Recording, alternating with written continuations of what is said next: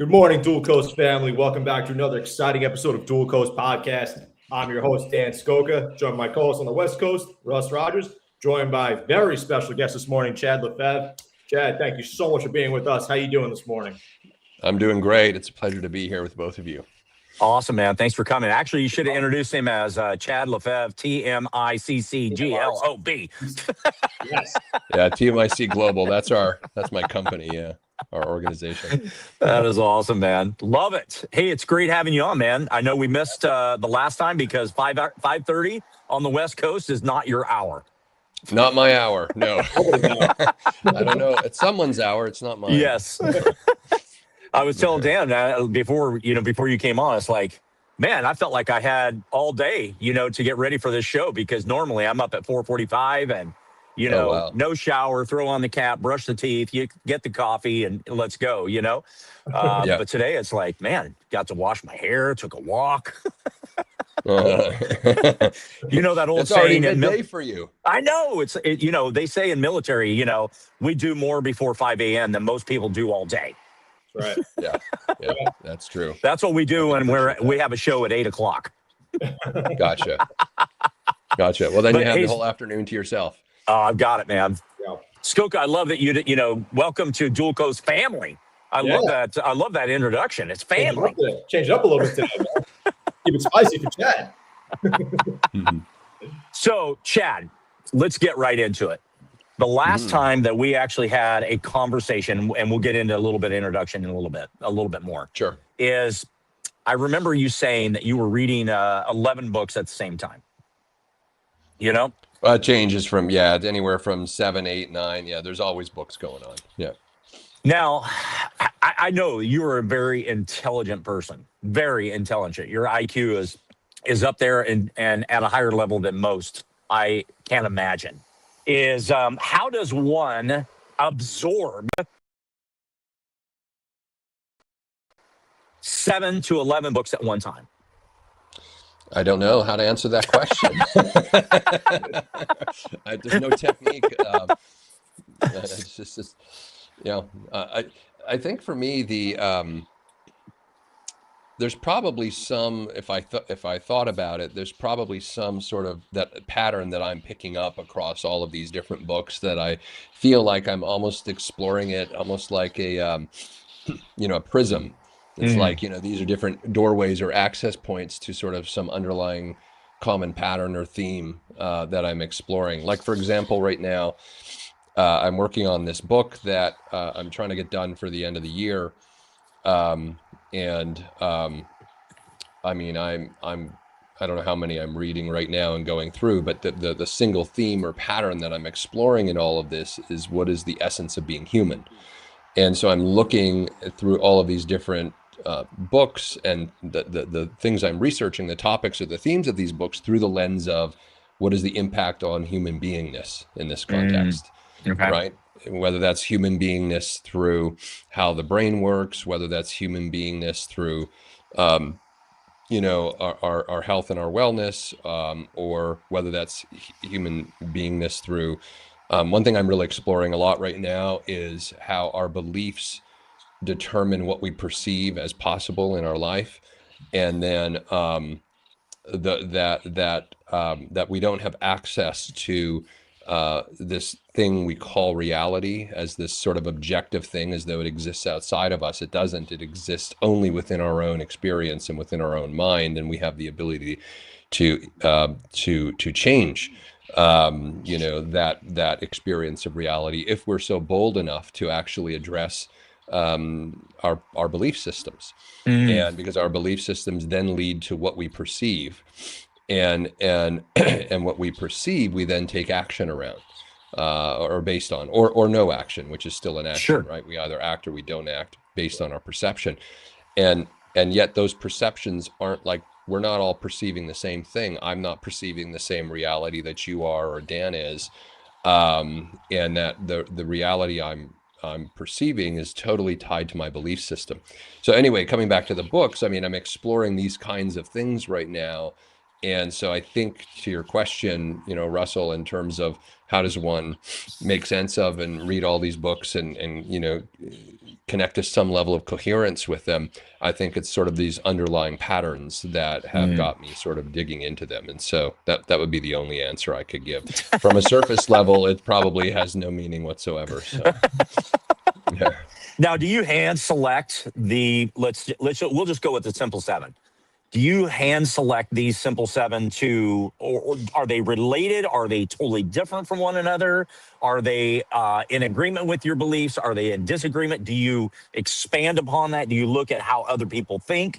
Tell us your insight as far as like selecting a book and what you want to hopefully gain from it. I think it's for me anyway, I think it's very much like these books are like breadcrumbs into reality. So I might be reading a book and there might be something in there that makes me go, oh, I'm curious about that. And then like literally what happens is, I'm in the middle of book one and I'm already buying book two because book one talked about something that made me curious. So now I'm going to go buy a book on that subject, and then the same thing. And so before you know it, I've got 7 or 8 or 9 or whatever books on the go, because again, they're all just, to me, access points into the prism of this experience that we're having, right? This dispensation or this reality. So how I select is not really sort of, there's no strategy to it. It's very spontaneous, and it's in response to what is showing up in whatever I'm exploring at that moment.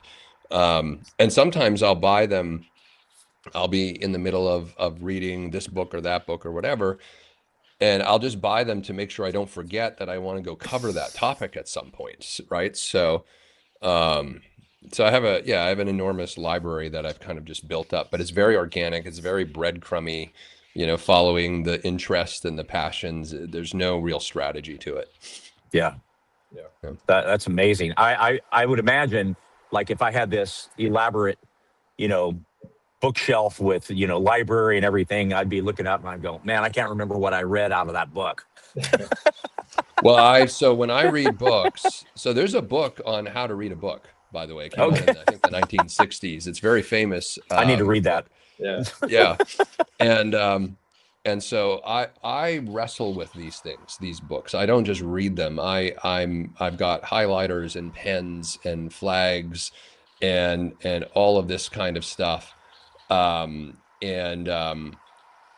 on. And so, I'm writing in the margins and I'm highlighting, things that I need to. I learned this in university. I never had to read a book more than one time because I was able to remember it. But the reason I was able to do that, I think, is because I was such an avid note taker and highlighter. There's something about writing out and highlighting that locks it into your memory.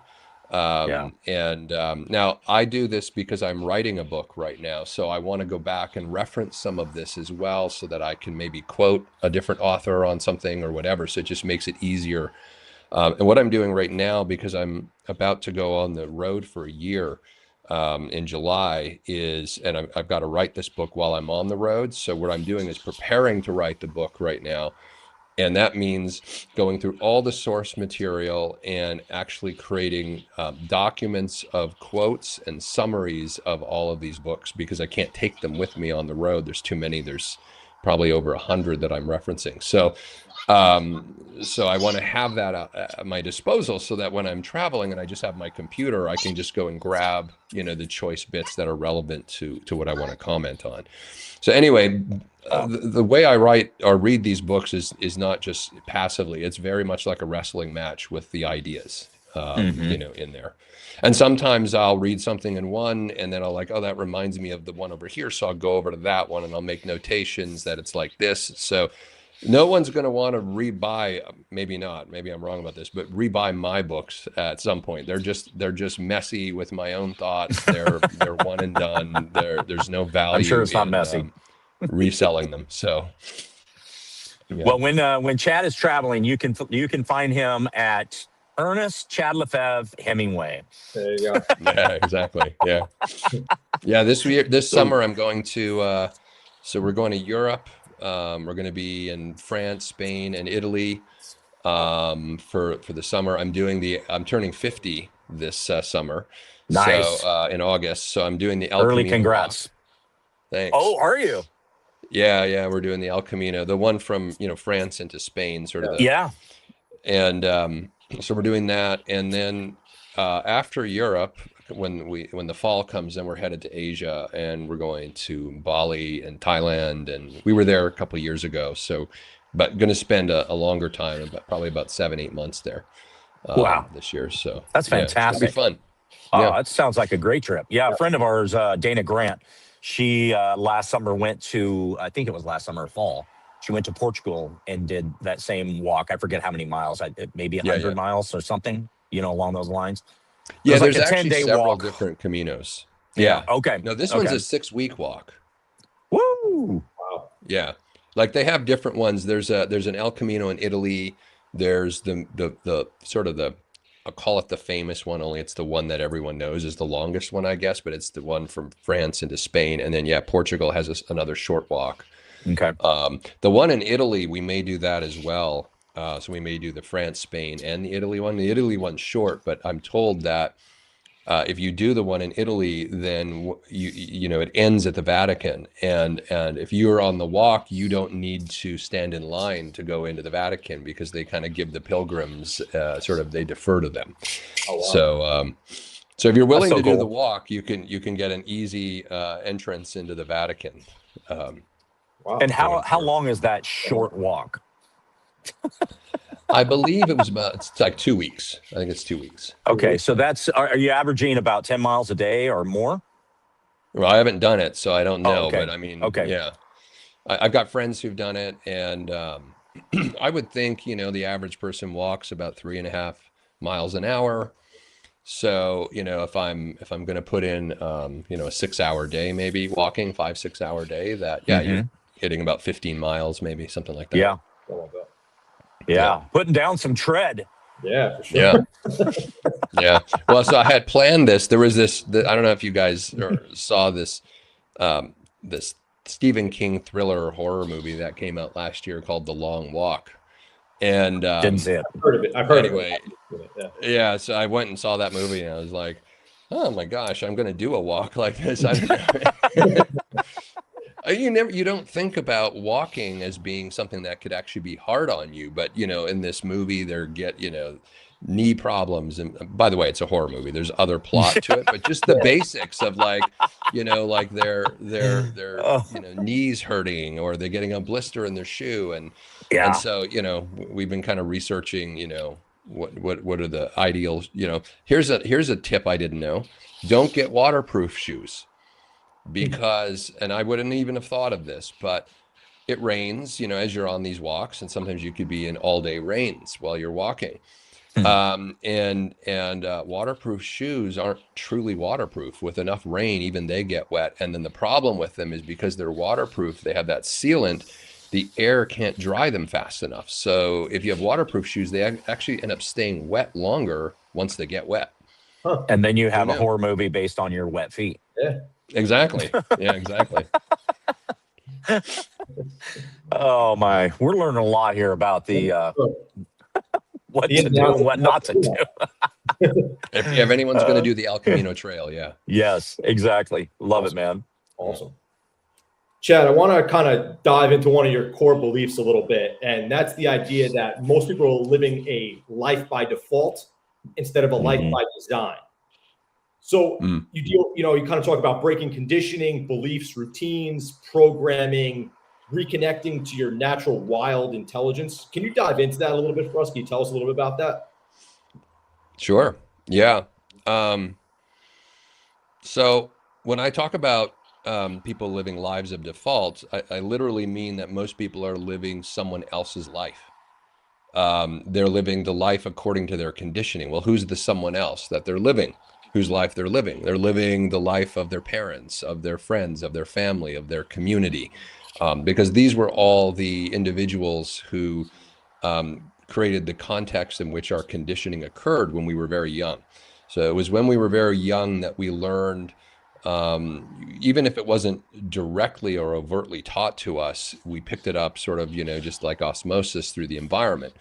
It's where we learned our value systems. It's where we learned what things mean, what's important, what's unimportant, how to react to this situation versus another situation. And it is a reaction because it becomes habituated. So it's not even a response because we're not even aware of it most of the time. So all of this was picked up through our friends, family, and community and became the conditioning of our life, became the way that we perceive the world, the way that we attach meaning to what happens in the world. And so these are lives by default, that these are the lives that we've inherited or picked up or learned from our conditioning as children. And even though we're doing different things as adults, we're applying the same value systems, the same behavioral patterning, the same way that our brain interprets and makes sense out of each new situation that emerges. So it's kind of like what I was saying earlier about your belief system drives what you perceive. Our belief systems are part of our conditioning, the conditioning that we've learned. We've been taught by our friends, family, and community what to believe about things. And then what happens is, this is just classic confirmation bias, that you hear in psychology, that our brain, wants to be right. It wants to be accurate because it needs to support the view, the worldview that, the paradigm that it is bought into. And otherwise, our brain freaks out because there's unknowns. We don't typically like the unknown. It makes us insecure. It's sort of like a security risk to not know what's going to happen next. So we literally invent stories about what's going to happen next, and we gather data from the external environment to support those stories. So these stories are our belief systems. And so whatever we believe, we then our physical body, the five senses, will perceive evidence for that to therefore reinforce and support our brain's narrative or story. And now the brain can relax and our HRV levels can spike because we feel like we know something, right? We can predict something. We don't have to. Now, what's interesting about this is I think about animals, and they're not, what distinguishes human beings from animals is our ability to create. Yeah. That animals, they have a certain intelligence, which is instinctive. It's instinct intelligence, and we have that, but we also have creative intelligence. We have the ability to create worlds, and the entire human world is a world that has been created. Right, everything that the computers we're on right now, the chair you're sitting in, the building you're next to, the roads, the computers, the planes, everything has been created.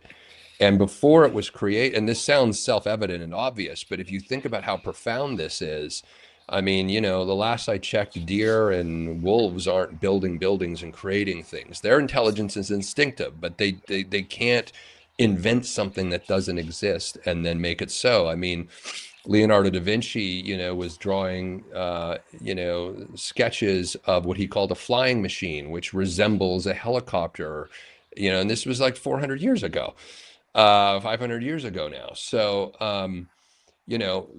everything begins as an idea. I always tell people that an idea is the only thing that exists, because everything that we experience as physical existence began as an idea. It wouldn't be there if we didn't have the non-physical form idea first. And so coming back to, your question, Dan, that all these ideas that we're talking about, which lead to what, the world of effects, the outer world, the world we experience as reality, is not actually the reality at all. The reality began in the mind of someone as an idea before the effect of that idea was manifest and found or experienced. So when we talk about lives, conditioned lives or lives of default, we're talking about basically building a life around someone else's ideas, and then we have the effects of that in our own life, like manifest effects. We have the experiences we have, we hang out with the people we hang out with, we are where we are geographically in space and time. Um, and so most people are living these lives of default because it never occurred to them, or that they've never been taught or instructed that they are creators and that they could even create a different life. They just kind of engage life as though it happened to them. And that essentially relegates anyone who's living a life by default, relegates them to being a victim because life happens to them. They don't feel like they're autonomous or have power to influence it in any real substantial way. Like we think we have micro influence, but we don't understand that the very underlying premise of our life could also be totally recreated and reinvented, and you would have a totally different life. Well, that's a life by design if you will it to be. If you wish to create a life by design, you can be that attentive to it. You can be that intentional with it. You can look at all of the we have this program called Whole Life Architecture, where we literally treat our life as a creation, because it is. Just most people don't think that they've created their life because they inherited it from their friends, family, community as a default life. But that was created by somebody, someone in your family lineage, a grandfather, a great grandmother, had an idea and passed it on through generations. And this is why history repeats itself. Yeah. Because we aren't most of us are not connected to the idea that we could push the stop button at any time and create a totally new life for ourselves. Now, there's a ton of uncertainty in that. Why don't we do that, you might ask? Because there's uncertainty and the brain freaks out. What do you mean? All the things we know aren't absolute truth? You mean we could drop these things and then we have nothing? And then, because creativity can only happen in nothingness. It comes from nothingness. There's a blank canvas. There's a blank page. There's. It says in the for those who are religious or spiritual, if you take for example in Genesis in the Bible, it said that in the beginning God hovered over the void. What is the void? The darkness. It's nothingness. It's the absence of a thing, and then spoke the words, "Let there be light." And then that's an act of creation. And so anyway, we have this ability. It even says in Genesis, we are made in the likeness of God. Well, what is that? That is as creator, right? So we are in creators. So that distinguishes human beings from other animals. We have instinctive intelligence, but we have creative intelligence. And most of us have never really, contemplated the idea that our life could be totally different if we so choose, if we chose to architect it by design. And in our program, Whole Life Architecture, we go through the 4 architectures that constitute being human. Those are the cognitive architectures, which is the life or the nature of our mind. How do we think? Not how do we think objectively, like as a scientist might look at it, but how does Chad think? What is my thinking pattern? What are the underlying premises that I'm working with? What are the underlying beliefs? How do I arrive at a conclusion? Like this is another way of saying this is the realm of metacognition, thinking about thinking. So we actually look at how, those that are in our workshop, they actually get the opportunity to go through and analyze their own thinking. And then we look at the emotional architecture. What is our relationship to our emotions, to our feelings? Do we repress them and suppress them? Do we glean the wisdom they're actually trying to provide us? If we were so bold enough to actually fully feel them and to be with them and to not just try to move through them quickly. We live in a society, particularly in the Western world, it doesn't really have a lot of time for your emotions. If you think about sort of the popular cliches and memes, people are like, we don't care about your feelings, screw your feelings, let's just, but our feelings are actually trying to guide us towards greater alignment. And we don't know that because we've been conditioned by default to repress, ignore, and they're not relevant. There's something to be managed or dealt with, but they're not actually something that is providing us, they're not a guidance system or a source of wisdom for us. And then we look at the sensual architecture, which is everything that is the 5 senses, everything that your body engages with. So when we look at sensual architecture, we're looking at where you live, where you work, what is the environment in which you live, what are you eating for food, what's the relationship you have to your body from a health perspective. You know, we think about exercise and all of this. Like you could be the creator of the life of your five senses and your physical existence. And then finally, the spiritual architecture, which also includes having no belief system or no spiritual belief system. That's also a spiritual belief system, by the way. Even if you don't have one, it's still the absence of one, right? So that's still part of your architecture. So they get to go through all of that, and in so doing, there is this awakening that happens that I can actually create a life by design. I don't have to just merely tolerate my life by default. So I think that is kind of what you were getting at, Dan. But if there's more, I mean, happy to dig in further. So that was powerful. That was great. I think listening to Chad's response to your question gives us the idea of how he wrestles with a book. Yes. Right? For sure. I got that right there. No chance. The book has no chance. Yeah. Yeah, I do a full suplex on that book, no problem. You know, for the wrestling fans out there, I grew up as a huge wrestling fan, so I get that. Who was your favorite wrestler? Did you have a favorite? Man, Macho Man Randy Savage was my favorite. Oh, Macho Man, there you go. Yeah, I love that guy. Yeah. It's surprising. You'd think I'd say like Hulk Hogan or something like that, but I was always in Macho Man's corner. There's something about him. Yeah. Oh, that's incredible, man. What do you think? What do you think about the person? I'm wrestling, using that word, wrestling with my question here, but to try to make it sensible for people to understand what's going on here is that, what do you think by not creating the design of life, what are people missing out when they choose the defaults, or they not necessarily choose it, but just that's what they go to, right? What are people missing out when they're not creating? Well, the way I would answer that is that if you look at most people's lives, they're sort of moving between two spaces. One space is sort of managing the life that they have, and the other is complaining about the life they don't have. Right. So I find that people are in one of two mindsets, you know, just kind of getting, and it doesn't mean that everyone's life is you know, is awful. Like there may be elements of your life that are all just, you know, accidentally in alignment. You might be like, you know, and how you know is because this is where the wisdom of our emotions come in. We're experiencing these feelings of joy and contentment and peace and happiness in those parts of our life.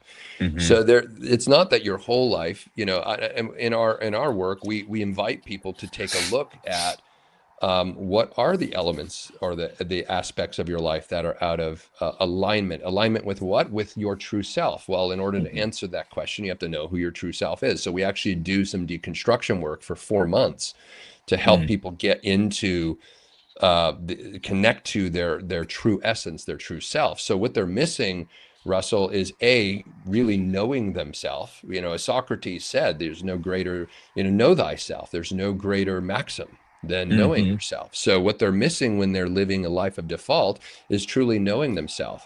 And when they have moments of peace and joy and contentment and happiness, that occurs to them as just sort of circumstantial or accidental. It's not like they could create a life where that is reliably the state they are in 24/7. You could create a life where you are reliably in the state of happiness, joy, peace, contentment, and thriving. You could create a life like that. It doesn't occur to most people when they're living by default that that's possible. There are things that happen in their life where they experience those emotions, and then there's the other parts of their life where they're in chronic complaint and they're dissatisfied and they don't have satisfaction. So living a life by default is essentially tolerating the experience of having a life that is sometimes aligning with your true self, but you don't know who or what that is, and sometimes not, in which case you're in wishful thinking, you're in complaint, you're in, you know, some other space. So that's what they're missing out. Love it, man. So in Texas, I tell people all the time that complaint is one of the most powerful transformational tools if you're bold enough to look into it. Like, and first of all, you have to be aware. Most people aren't even aware of how much they complain throughout the course of the day. Like, it could be a flash in your mind of, oh, that stupid person, or I wish that, or whatever, right? Like these, we have 30,000 thoughts a day. Okay. Psychologists tell us. I can't remember 29,950 of them, right? I have no idea, because it's all background chatter, but and in that chatter is just a ton of complaint for most people, and dissatisfaction. Complaint is just the verbal articulation of dissatisfaction from non-alignment with your true self. That's all it is.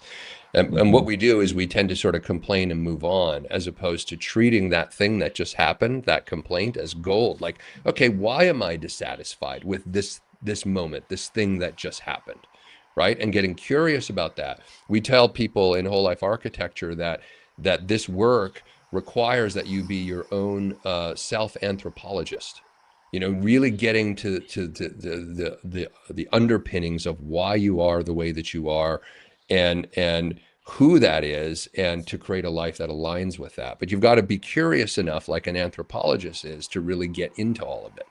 We go back in history, and we'll look at the Pompeii disaster, with the volcano and all of that, how Pompeii was wiped out. And we'll ask questions. Gee, I wonder why they lived this way. I wonder why they, what they thought about. I wonder what their belief systems are. So we have no problem doing that with other people, even people who've been dead for hundreds of years, but we never do it with ourselves. Yeah. Wow. That's powerful. So people, just throwing it out there, people don't really question enough things, is kind of what you're saying. Also, they kind of just go with this belief system, they run with it, and they stay with it. They don't question enough things in society. So there are a lot of people who could be successful but completely misaligned internally at all times, right? Yeah, absolutely. Yeah, that's crazy. I mean, just in general, like, I just think about it, he's waking me up a little bit, like, to certain things. Like, you kind of just like run with things during the day, and you don't really question a lot of things. It's interesting to me. But 98% of what you did yesterday, you're going to do tomorrow. Yeah, and you're going to do the day after that. That's history repeats itself, and this is why it repeats itself. Because Dan, to your point, we aren't curious enough about ourselves. We're curious about other people, and we're curious about things outside of us, because our orientation is external versus internal, right? So this work is work that requires you to go within and to get curious about your inner world. Sure. I mean, it's fascinating to me. And when people do this work, it's not easy, because our work is technically a 1-year program, but actually it never ends. And we tell people that you should never be outside of the whole life architecture program.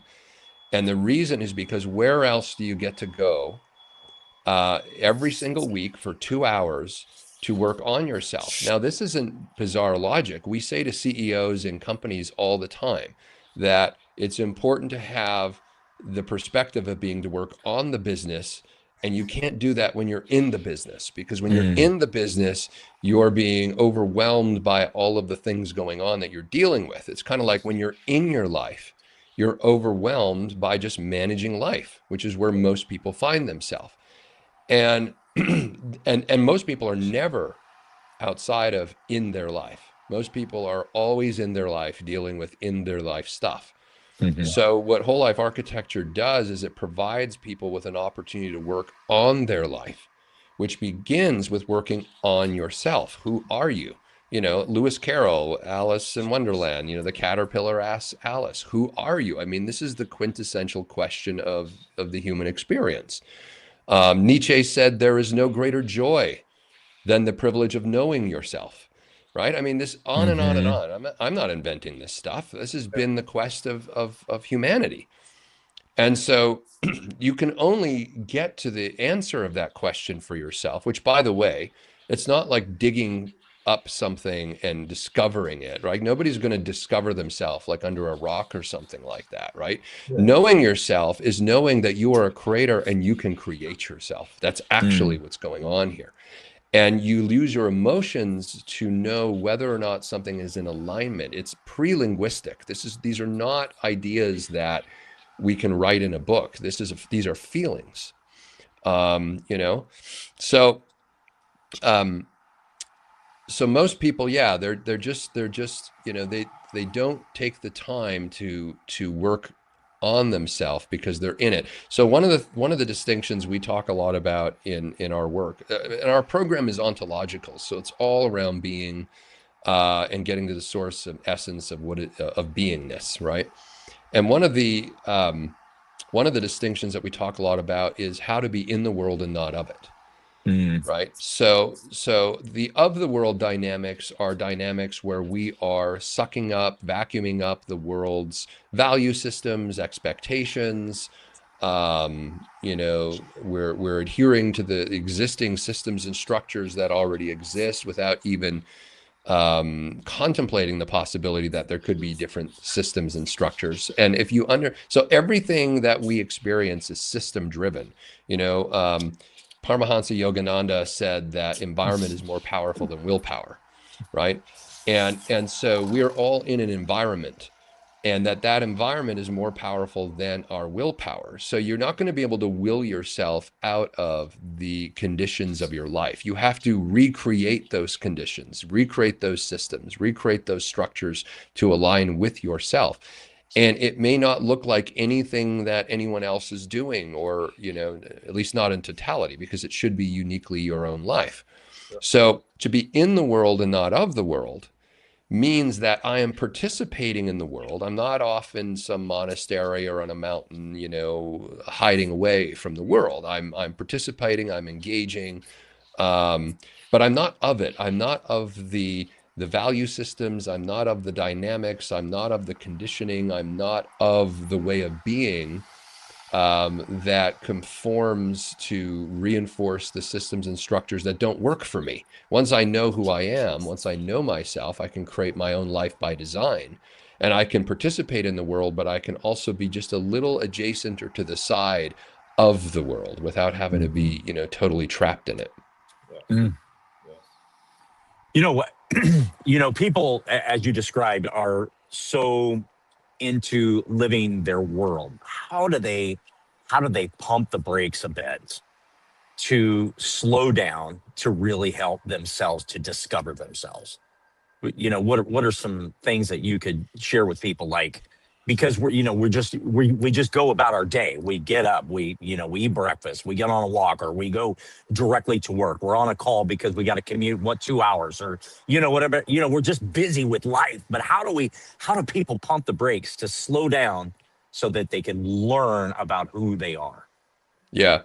So we're human doings and not human beings. You know, we've been conditioned over the last, especially 80 years, I would say, since the Second World War. And I have this whole sort of theory about the transformation that we've gone through as human beings into human doings. But I'll first answer your question. So doing nothing is the hardest thing for a human being to do, right? Doing Yeah. nothing is not meditating. That's meditating. It's not going for a walk. That's walking. It's not watching TV. That's watching TV. Doing nothing is literally nothing, right? Like we don't like. This seems like a profound. When I introduced this on our whole life architecture workshops, the the inquisitive, curious, confused look on people's faces. It's like you'd think I'm speaking Yiddish or something like that, right? I mean, I say doing that. So is that watching TV? No, that's watching TV, right? So then the question is, well, what does it mean to do nothing, right? Well, it's the absence of meaning. So you can't even answer that question. It's doing nothing, right? And so so why am I bringing this up? Because this is actually an access point. Whether you can do it for 10 minutes a day, 15, a half an hour, to inject nothingness into your day, which, is just being. You might be sitting in a park, just being, right? Not looking at your phone, not attending, just being in the moment. Now, what that does for you, Russell, is it creates space. in your emotions. It creates space in your thinking. It creates space in your body so that you can begin to hear that inner voice that's been there all along, trying to guide you towards greater and greater alignment with your true nature, your naturalness. Mm-hmm. But because we're in this human doing state where we're perpetually moving from this thing to the next thing to the next thing, there's no space. So all of my work and everything we teach in whole life architecture actually comes down to two things: your relationship to space and time. All of your problems eventually come down to that, your relationship to space and time. And we play this game, where I'll have people say, give me something that you think is a problem that you have, and I'll show you how it relates to some, distorted relationship you have for yourself with space and time. And we don't spend a lot of, time in our conversations talking about this because it's so like philosophical. It almost feels impractical to people. And I always tell people that a lot of our work is on the surface can occur to them as philosophical, but that there's nothing more practical than applied philosophy. Because when you really understand, like these philosophies not meant to just be a bunch of ideas. It's meant to be actualized. It's meant to be put into practice. It's meant to be put into your doing.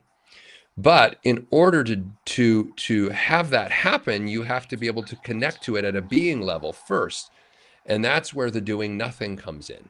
Because if you give yourself space, you're going to notice new thinking, new thoughts, new insights percolating that you've never thought of or experienced in your being before, because you've been too busy doing. Yeah. You were too busy just managing things.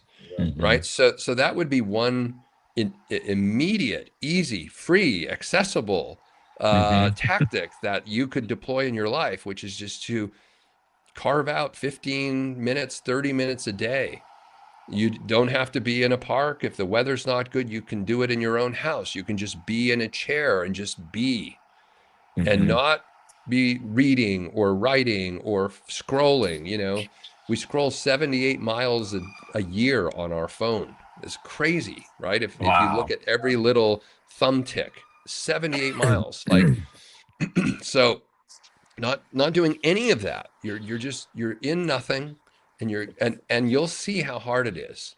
It is, I give this as we have 52 different practices over the course of the year that people are given to go out into the world as an anthropologist and to actually try these practices on, to give them a different aspect or a different access point to their life. And the doing nothing one is one of the hardest. Everyone always comes back and they're like, I couldn't even do it for like 2 minutes. Before I knew it, my brain started chattering about all the things I needed to do and the planning and all of that kind of stuff, right? Yeah. You start to feel agitated, and you start to feel like, I want to get up. I want to do something, right? Right. There's this saying we have in our culture: don't just sit there, do something. But it's actually the reverse. Don't just do something, sit there. Sure. It's very hard. Well, it's just like anything, right? If for somebody that's not used to walking, right, and they feel like, oh, I need to go out and walk 45 minutes. No, you don't need to walk 45 minutes. Just go walk 10 minutes, right? So it's practicing, right, that level. So if we're not practicing for 2 minutes because we feel like we have this anxiety of wanting to move, like, or go do something, like, if you practice 1 minute, then you build up to 2 minutes, and Yeah, exactly. Yeah. Well, I mean, if we didn't live in a society that rewarded us to always be in frenetic action, so one of the things we talk about is distinguishing activity from action. The Taoist principle known as Wu Wei, which stands for it means no forced action. Okay. And so we talk a lot about this in whole life architecture, that you do not act until it feels like it's totally in flow and organic. that there's no forced action. Now, we as a society, because of the don't just sit there, do something sort of maxim that sort of drives us, we have all kinds of social shaming and things like, you're lazy or whatever, right? If you're not always busy, it's being busy is a badge of honor in our culture. How you doing today, Tom? Oh man, I'm so busy. I got so much, it's like the bragging starts, right? And, you just asked how, and so, yeah, it's sort of this badge of honor. And that's a problem, actually, because we don't get to connect deeply and profoundly to ourselves because we're so busy doing things all the time. Yeah. So yeah, it is a practice. You can start with 2 minutes and move to 4 minutes and move to, and I promise you that things will start to open. I've been doing this work for 20 years, and I've been teaching whole life architecture now for 8. And there's, I always tell people that time is 50% of the magic of what happens in this program, right? Just being with it over time. That time is a variable that acts on human beings in profound ways, but we don't realize it. And, I've seen all kinds of things, after, I don't know, 4 months, 6 months, sometimes 2 years, people have been, with us in this program, and they're like, oh my gosh, I finally get what you're saying. And they have this, but it took 2 years to get to that. Of course. And so that's why I'm speaking out against this whole notion that we've created over the last 40 years in the self-help, personal development, personal growth world, that there's, only a few steps required for all of your life's dreams to come true. Follow these 3 steps, 7 steps, these step programs, come to this week retreat. Your life will never be the same. No, you're going to get some insights. I mean, insights are important, right? Inspiration and motivation is what the personal development delivers. It does not deliver transformation. It never has, never will, because transformation requires that we reorient ourselves to in terms of our relationship to time. And that's something that the current personal development industry has no time for. They actually want, they have no time for time. I mean, they actually want everything done yesterday. The promise is by coming to this workshop or retreat, your whole life is going to be different. It's not the case. You'll leave with a bag of books and some business cards, or maybe now they don't do that anymore, but and you're going to go home, and the self-help books you just were given become shelf help because you don't read them. And you go right back to your conditioning. And you wonder why, 6 months later, you're like, gee, I better go take another one of those courses, buy another book, take another course, take another workshop. It's a great recursive business model, but it doesn't actually address the fact that human beings are reliably spending $100 billion a year on content that they hope will transform their experience of their life. And in less than 2% of it does it do that, because most people are so conditioned, so habituated. So you need time. And so that's why our program, we say, is never ending. Where in the course of your week, other than these 2 hours, are you working on your life as the creator of your life versus being in the doing of your life? Yeah. Most people just don't set time aside for that. Yeah. Absolutely. Chad, I want to ask you one question. So good. Out of the chat, actually, on Instagram right now. Is self-realization a feeling, and how do you measure self-realization? That was a question? Well, the question from Wex. Okay. Right on. I wouldn't worry about measuring it. We get obsessed with trying to measure it because, well, what does measuring mean? Now, measuring means that there's whatever you're looking at, then there's that which it is not. So, to measure something is to say what it isn't as much as to say what it is. I wouldn't worry about measuring it, but yeah, self-realization is absolutely that feeling.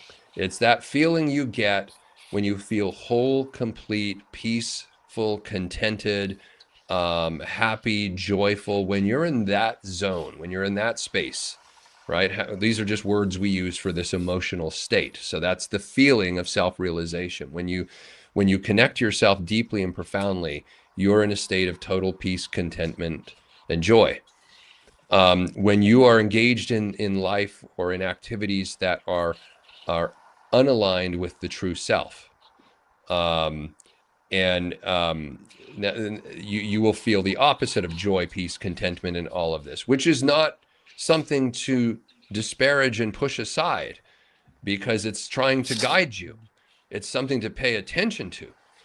But self-realization is absolutely, it's a state that you get into, and you know that you're in it when you are experiencing this total peace and contentment over your body. And some of us have it just for fleeting moments, right? I actually think if you want to talk about self-realization as like a constant state that we can be in, I really don't know many people who have ever really got to that place in their life. And it probably takes the majority of your life to get there. To me, this is what I think salvation is. I think it's working, we hear about salvation and working out your own salvation. I think it's self-realization is Socrates' maxim of knowing thyself, right? And that can take the better part of a life. It's a journey. I wouldn't even think of it as so much of an end state as sort of an ongoing, always becoming. Like I say to people all the time, we aren't actually human beings, we're human becomings. Because to talk about us as human beings, has us believe that there's some state that we can attain. But actually, I'm always a becoming. I'm always getting, if we believe that the human soul is infinite, then how do we ever believe we can realize an infinite soul in a finite existence like this particular dispensation? It's going to be very difficult. So it's more of a journey. It's like a pilgrimage. Consider your life like a pilgrimage, where you're like a flower, always expanding, opening more and more and more to the realization of yourself. And when you're in it, because you feel peace and contentment and joy, and those are the moments to pay attention to. And you can get more and more of those as you go about your life, to the point where maybe much of your life is in that state. But because we're always growing, we're always being presented and encountering new experiences that have to reorient our relationship to now this new experience. And it might not be an experience of joy and peace initially, until we figure out how to orient ourselves to it, or not, to walk away from it altogether, perhaps. Right? So we're always encountering new people, new experiences, new situations. We're always encountering ourself anew. So self-realization isn't really a state. It's more of a journey of becoming. And when you're locking into it, because you're experiencing that peace and joy and contentment, and when you're not locking into it, because you're not experiencing that. That's where our emotions are so powerful. And yet we have a society that's spent, so much time and effort to try to get us to just put your emotions to the side, Yes. Dan, have we ever had a 3-hour podcast? No, but because I feel like we need to. I feel like I'll join you guys. We're just touching. That would be incredible. Like the time has just flown, and Chad, your thoughts, your depth is just beautiful, and the way that you explain things, like, it makes sense. And I really hope that a lot of people listen to this message, to this podcast, because your thinking, I love your thinking, and the way it just, it makes sense. It makes sense to people. It should make sense, right? Yeah. It should, yeah. Well, and yeah. I think we're in a time where it's so important, though, Russell, because I'd be delighted to do that 3-hour, podcast with you guys if you want to. And the reason is this, though. We are in, it's almost not worth saying, because we all get it. We're in these massively transformative times right now, right? I mean, a lot of the systems and structures that have defined our existence are crumbling, and that's not necessarily a bad thing. We don't actually talk in our work of whole life architecture. We don't sit inside of the worlds of good and bad. That's just not where we're at, right? I mean, when there's a forest fire and there's destruction of the forest, a new forest springs forth. We are going through destruction as part of the creative process. And so we are going through a destructive phase of what will be created next. But because our brain requires certainty and predictability, that's going to cause a lot of people to have an experience of panic and disassociation and suppression, not deal with it, and so I can't think of a more important conversation to have right now than to give people access point to the power of their own creativity, which will provide them hope that they're going to be able to navigate this. But here's the challenge. I believe we're on the verge of a mental health crisis, the likes of which we're unprepared for as a society, precisely because we aren't having these kinds of conversations. We call TMIC stands for the most important conversations, and our work is to facilitate the most important conversations humanity needs to be having right now. And the mental health crisis is caused when a human doing has lost their identity for what they do and has never inquired who they are as a being.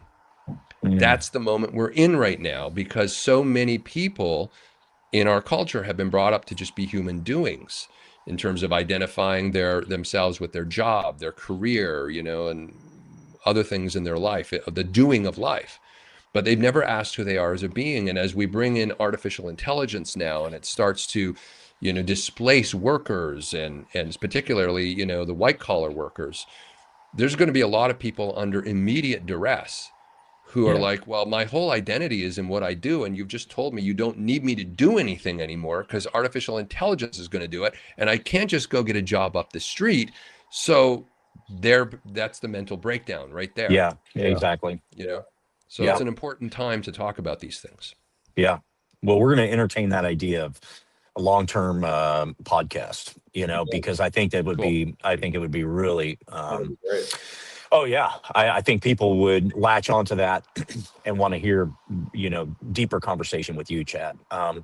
I feel like this question is going to be too light as we wrap things up here, but I'm gonna ask it anyway because we always end our conversation with this. But I know I'm going to get a deep response. Maybe not. Wellness is not about perfection, but it's about progress. And I would love to hear your thoughts. We ask every guest that's on here, what does that mean to you? Wellness is not perfection, it's progress. Sure. Well, that kind of goes to what I was saying a few minutes ago, that we are not human beings, but human becomings. Yeah. And so first of all, I don't believe perfection exists. I believe it's a construct of the human mind because we want certainty. So the mind wants certainty. So it wants to idealize a perfect state. And we do that for ourselves as it pertains to our wellness. We have these sort of fantasies or these idealized perfect states. But perfection is actually, perfection is the brain's way of making sure we don't take any new action. It's kind of strange. Why? It's an unattainable thing. It doesn't exist. And so therefore, what ends up happening is we end up in these start and stop kind of situations. We teach in whole life architecture about this mechanism of the brain called the near win. The near win is where our brain neurochemically rewards us for almost winning behavior. Okay, we get flooded with dopamine. So we're taking a new action and suddenly the brain is like, uh-oh, this could lead to a total new type of behavior, and new is risky because it's unknown and unpredictable. There was a study done of heart attack patients years ago. And these were people who had a heart attack, and they were told by their doctor that if you don't make substantive lifestyle change to your diet, exercise, and sleep, that you will either within 5 years suffer another heart attack or you'll die. And those are, statistically, the probability is against you that one of those two things would happen. And in this study, they found that less than 10% of these heart attack patients made any change whatsoever to their diet, sleep, and exercise. When I read that study, I thought, well, this settles it for me. If you won't make change or can't make change to basic things like diet, sleep, and exercise, that's very available to everybody. It's not like you have to come up with $1 million to go for a walk. If we can't even do that, then forget about all the other things that we want to change in our life. Make more money, the better relationship, and whatever. All the things people are paying money. If you won't even do that. Now, why is it so hard for human beings to take a new action and to change? Why is it so hard for these heart attack patients to not eat the cheeseburger and instead go for the salad? And the reason is because the cheeseburger is predictable. And the brain concludes subconsciously, this I know, this we know the outcome. The salad, who knows what could happen, right? So what happens is our brain becomes flooded with dopamine to continue to take the same action. Okay, so this is just one health example. Okay. So this idea of perfection creates a situation our brain idealizes and fantasizes a perfect state. But now we, lowly, imperfect beings, are looking at perfection. And we may take 1 or 2 or 3 steps towards it, but then our brain floods us with dopamine to not take more steps because you know what? It's too hard. It's too difficult. You're never going to attain it. So just give up. And this is what happens. This is why so many people struggle on their wellness journey, because they don't see it as a journey. They see it as an end state that is perfect, that is attainable, but they are imperfect and therefore they'll never attain it. So why try? And their brain neurochemically rewards them to do nothing. And so they just stay stuck in the state that they're in, right? They may get like 2 steps forward and 5 back. And that's why that happens. I knew I wouldn't get a surface level answer on that. Yeah. Deeper than surface level right there. Oh my gosh. This has been an unbelievable conversation, Chad. And Dan and I are going to talk, and we're going to figure out what we're going to do, for that podcast, and whatever. We may not even call it a podcast. We'll just, mindset or whatever. Yeah, right. Sure. The TMIC, conversation, right? Yes. The most important conversation we can have. Sure. Beautifully said today. Appreciate your time. Appreciate your depth. Appreciate your knowledge. Keep reading those 7 to 11 books that you're doing, because seriously, you're a wealth of knowledge, and I love the way that you explain life. Life, because that's what it is, and what do we want to create? For ourselves, no matter what age. We have a friend, and we talked about this recently, is like, we have a friend who is recreating herself at age 83. Good for 83.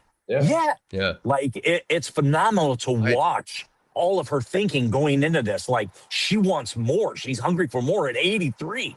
Like, that's the way, that's the way we should be. Absolutely. Right? I totally agree. Yeah. This idea of retirement is ridiculous. It is. Yeah. It's also a construct. It's not reality. You're not washed up and useless just because you turn 65. I don't understand this notion that we have, but it fits into something I won't get into now that maybe we can get into on another call, about the history of work over the last 80 years. Work is an environment. We've been in the environment of how we relate to work and career, and how we base and orient our life around it. And there's a lot to discuss in that creates the mindset of retirement being somehow rational. It's not rational at all. Wow. That's good stuff. That's good stuff. Well, Chad, thank you so much. I got to bring this orange bottle into view, because look at this beauty. Where'd you get that? Awesome? That is. Isn't that awesome? I love that. It's at our store on Printify, and Dan's going to put that in there. But drink some good water today from our Printify bottle of Dual Coast water. Chad, where can people find you and your organization? TMICglobal.com is where they can find out more about what we're up to, and that's just when you go there, that's really just the beginning of what we're up to, because we've got some large projects that we'll be sharing on our site in the fall. We're building recreation centers around the world where people can go and recreate themselves. That's a long-term vision. That's not up there right now, but for them to engage in our work, whole life architecture, and what we're up to, you can just go to TMIC Global. Awesome. That's so cool. Yeah. And by the way, a friend who retired last year, he said he doesn't call it retirement. He calls it refinement. There you go. Yeah. Yeah. It's like, I'm refining myself at age 65. Yeah. And just doing other things. Right. So, That's it. That's awesome. Yeah. Chad, thank you so much. So much for joining us today. This was really great. Please check out tmicglobal.com, everybody. Check us out, Dual Coast Podcast. We're on Amazon Music, Apple Podcasts, Spotify. Check us out, all social media handles, Dual Coast Podcast. Please check out the Dual Coast Podcast store at our Printify account. It is also on our website. There's a link for it. You can see where Russ got that beautiful water bottle. Bring that back into view real quick. We'll see everybody next week. Thank you so much for listening. Thank you so much. Thanks, guys.